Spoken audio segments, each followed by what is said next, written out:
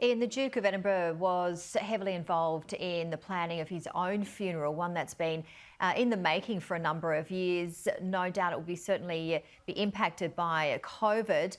What's the latest?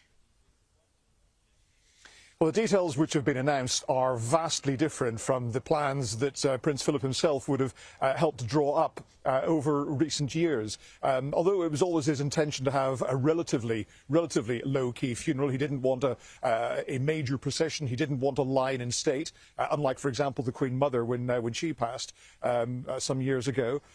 So it was going to be a more simple affair anyway, but now it is the bare minimum because of COVID regulations. The rules in England at the moment are that no more than 30 mourners can attend a funeral service. So there's going to be some difficult choices ahead as to who will go when you think of the direct members of the family, including children and grandchildren and even some of the older great-grandchildren as well who might want to attend. British Prime Minister Boris Johnson has said that he will not attend the funeral to free up a space for someone who was closer to the Duke of Edinburgh.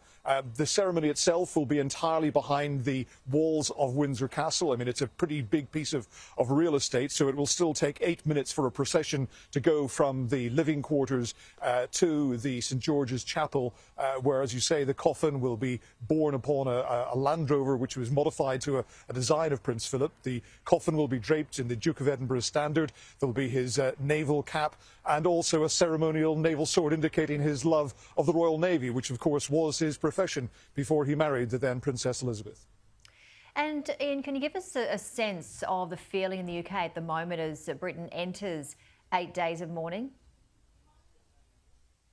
It's hard to tell, really, that there is anything unusual happening. After the initial period yesterday, when there was a great deal of surprise and shock, even though everyone knew that Prince Philip had been in very poor health. But the announcement does still take your breath away as something which is an historic announcement. But flags are at half-mast. The one on Buckingham Palace behind me, you can see, is at half-mast. Other public buildings likewise. Parliament will be recalled on Monday so that members of Parliament can pay their own tribute to the Duke of Edinburgh's life. But life in the country essentially goes on. There have been periods of minutes of silence held at sporting events today, and there will be a minute's silence observed at the start of Prince Philip's funeral next Saturday. But otherwise, the life of the country does very much carry on, although what is very noticeable as you drive through central London is that advertising hoardings, some of them have been replaced with very stark, sombre pictures of the Duke of Edinburgh with the dates of his birth and death